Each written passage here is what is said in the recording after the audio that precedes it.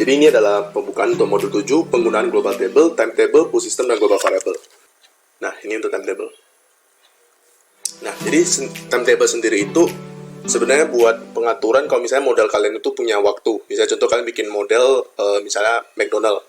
Terus kalian tuh mau bikin secara realnya itu, rupanya McDonald itu bekerja dari jam 8 hingga jam 12 malam misalnya. Jadi kan ada pembatasan waktu kan. Nah, makanya kalian ngaturnya itu di timetable. Caranya itu sama dengan dari tambah plus di sini, tembus munculin timetable-nya aja.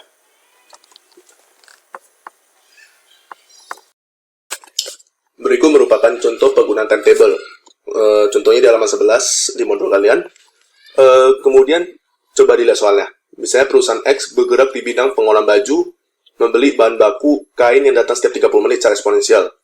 Bahan yang datang akan disimpan di gudang. Proses pengolahan bahan baku dilakukan pada satu stasiun, di mana proses pemindahan bahan baku dari gudang menuju stasiun dibantu oleh seorang operator. Bahan baku yang berada di stasiun akan diproses selama 5 menit secara eksponensial. Akan dikirim ke gudang penyimpanan barang jadi yang diwakili langsing. Pabrik aktif dari hari Senin sampai Jumat mulai pukul 8 hingga 16, sedangkan Sabtu dan Minggu pabrik libur. Pabrik akan berhenti beroperasi dari jam 12.13. Khusus untuk hari Jumat, pabrik berhenti operasi dari jam 12 hingga 14. Buatlah layout. Nah, jadi sebelumnya itu kalian selalu bikin model dulu ya. Nah, berarti coba kita bikin dulu model sederhana ya. Kita bikin source. Kemudian queue-nya. Prosesor. Sync. Sama karena ada satu operator, kita tambah operator ya. Operator. Mungkin aku hubungin pakai garis A.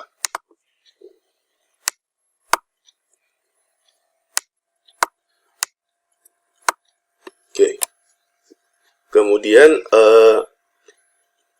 kita akan atur di source-nya itu secara eksponensial. Nah, hapus aja. Itu getstream-nya kita hapus saja.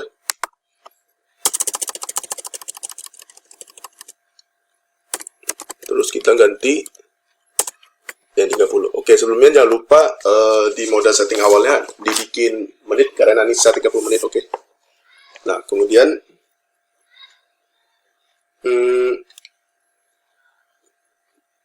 bahan baku yang berada di stasiun akan diproses selama 5 menit oleh seorang operator. Nah, makanya di prosesor ini kalian bikin 5 menit. Kemudian use operator. Nah, ini kalian bisa pakai gini juga. Misalnya ini kalian mau use operator, terus kalian bisa pakai maaf di sini. Use operator di sini. Nah, ini kalian bisa pakai pick operatornya nih. Ini ada pen. Nah, kalian arahin ke operatornya. Nah, ketika udah muncul kayak gini, berarti kalian udah memilih operator untuk melaksanakan tugas ini. Nah, kemudian oke aja. Nah, anggap saja model kalian sesimpel ini. Nah, kemudian caranya adalah kalian ke timetable-nya. Nah, ini kan tadi timetable yang dibuat. Nah, oke. Kemudian, pertama kalian ini dulu ke tables. Nah, kalau untuk membernya itu, sebenarnya member itu siapa saja sih yang masuk ke dalam pengaturan timetable. Nah, kalau misalnya ada emang beberapa member yang nggak kepilih, nah kalian berarti naruh semua member di sini, terus kecuali yang tidak terhubung sama yang ini. Jadi maksudnya, misalnya contoh kalian ada 4 objek kan di sini, ada 5 sorry, 1, 2, 3, 4, 5. Nah, misalnya untuk yang queue itu rupanya tidak melihat waktu. Nah, berarti kalian taruh aja member semua di sini kecuali selain queue. Tapi kalau enggak ya nggak usah. Nah, tapi coba tambah aja deh.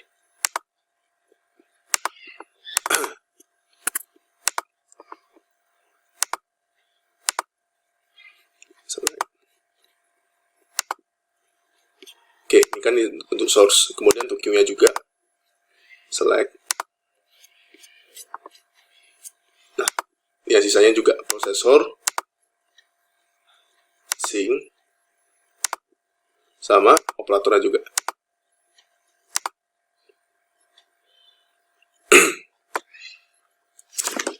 Nah, ketika ini udah kalian taruh membernya, baru kalian ke table.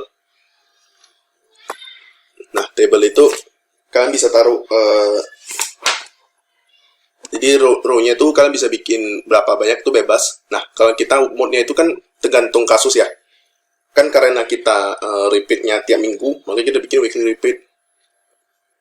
Nah, karena weekly repeat itu makanya ada muncul Senin sampai hari Minggu. Nah, di bahasa Inggrisnya itu Monday, Tuesday, Wednesday, sampai Sunday. Nah, kemudian kita tinggal bikin aja khusus yang hari Senin sampai Jumat itu kan jam 8 sampai jam 4 sore kan. Nah, kita lihat. Nah, kebetulan di sininya udah sampai jam 4 sore, nah berarti di sini.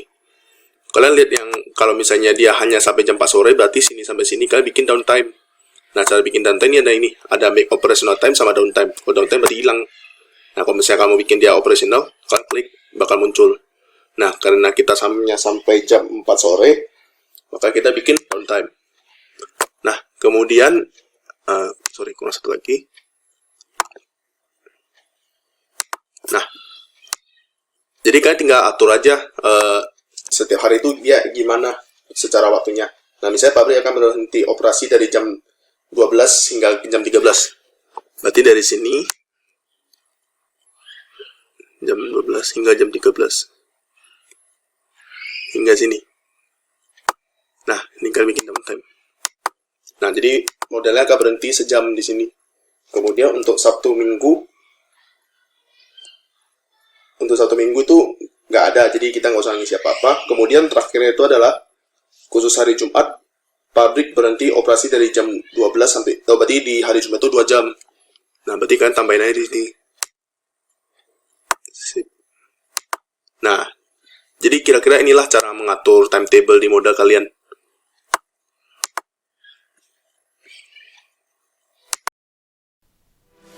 Selanjutnya kita akan membahas teori mengenai pool system.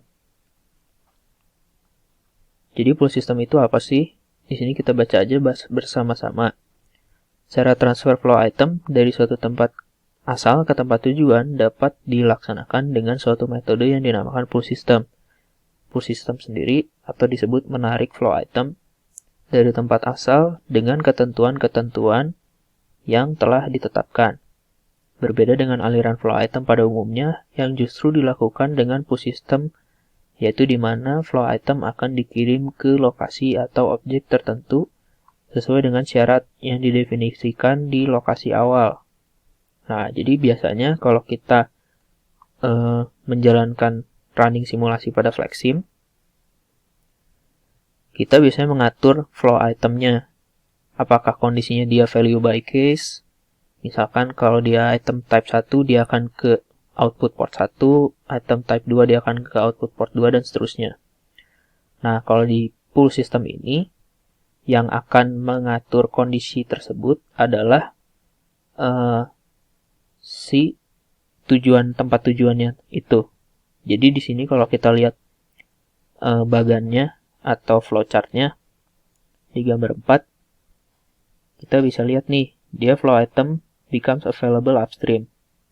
Lalu ada pool requirement di sini. Nah, kalau pool requirement-nya benar, maka dia akan mengambil dari port input-nya. Oke, biar lebih sama-sama paham, kita masuk ke FlexSim-nya aja, langsung kita buka contoh soal yang ada di halaman 13.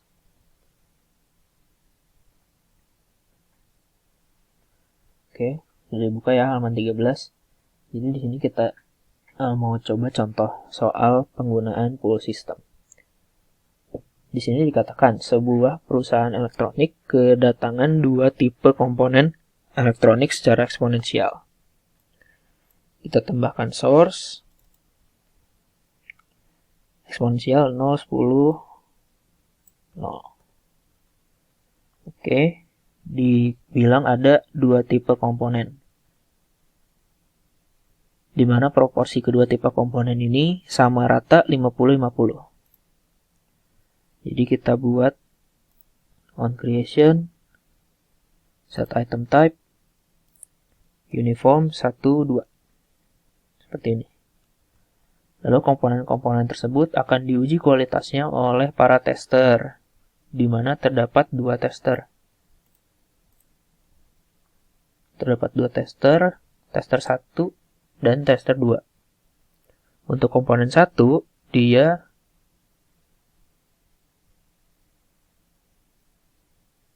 memiliki 2 tester. Sementara untuk komponen 2, dia punya 3 tester.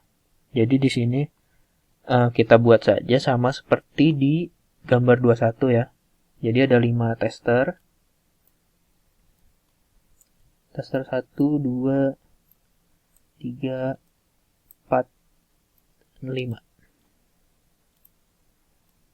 Oke, ada 5 tester ya di sini. Lalu seperti di gambar 21 kita tambahkan Q dan tambahkan sync juga.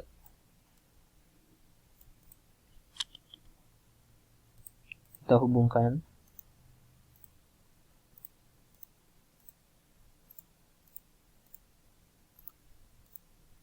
Seperti di gambar 21 ya.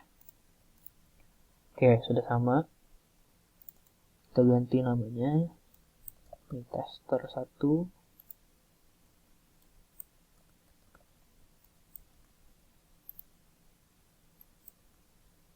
Dua, 3, 4, dan tester 5.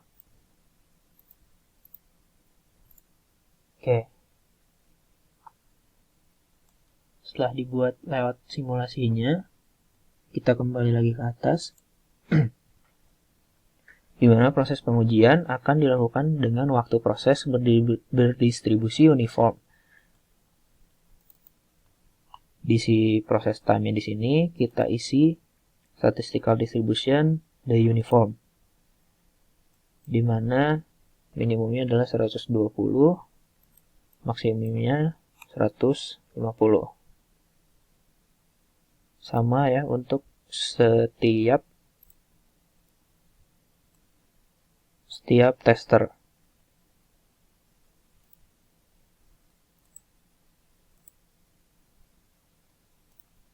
Sama untuk setiap tester. 20, 120.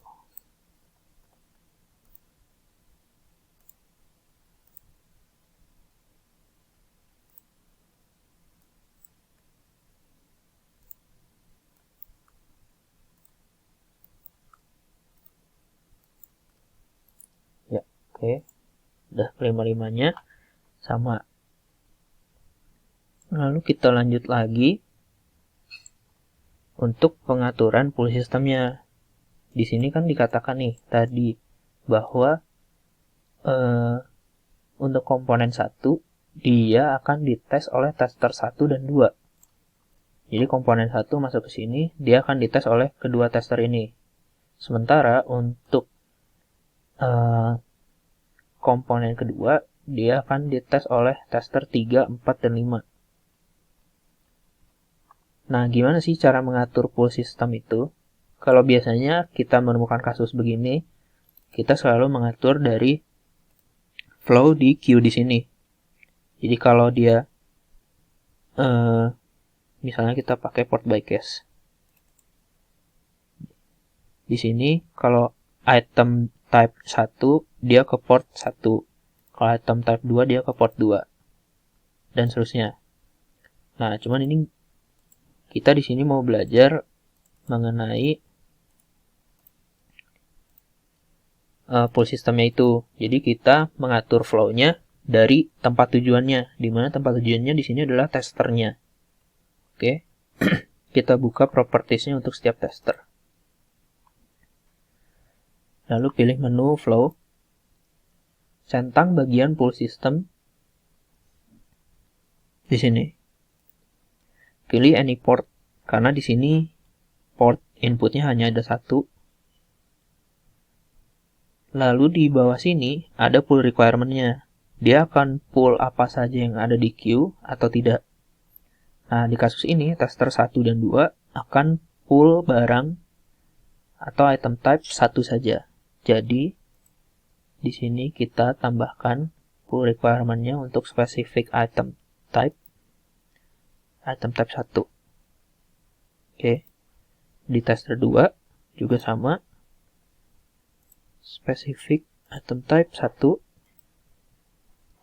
Di tester 3, specific item type, tapi yang 2.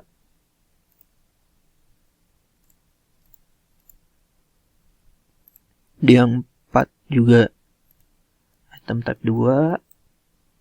Lalu di yang kelima juga untuk item type 2. Oke, kita apply.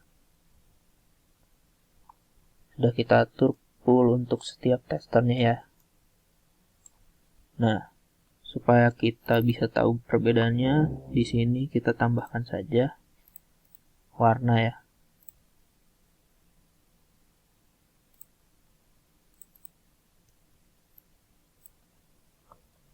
Misalnya saya coba di sini warnanya hitam untuk tipe 1 dan putih untuk tipe 2.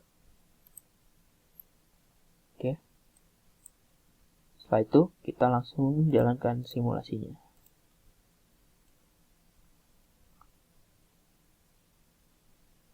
Nah ya, ketika ada barang yang warna hitam, dia akan masuknya ke tester 1 dan 2. Kalau yang putih dia masuk ke 3, 4, dan 5.